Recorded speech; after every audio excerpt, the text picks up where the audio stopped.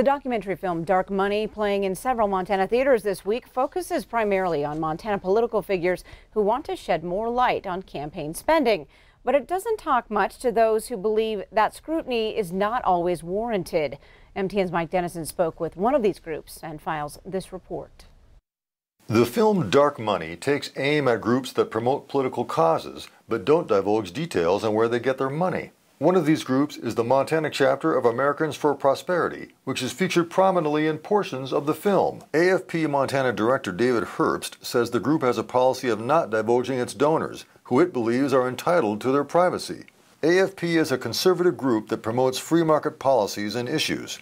The group has ties to Koch Industries. The company is operated by David and Charles Koch, who've spent millions promoting conservative causes. Herbst says AFP Montana often communicates with voters about issues, and when it does, is not trying to influence elections. He says its donors or anyone else should be able to spend money on this communication without fear of economic or political retaliation if they were publicly known.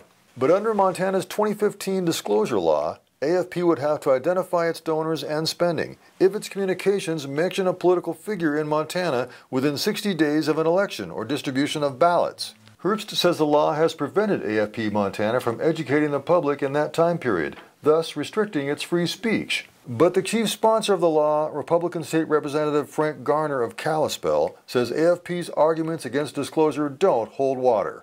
He told MTN News Monday if candidates and their campaign donors are disclosed and open to criticism, then the same principle should apply to donors to groups influencing elections. And he says AFP and groups like it are clearly trying to influence elections. Reporting from Helena, Mike Dennison, MTN News.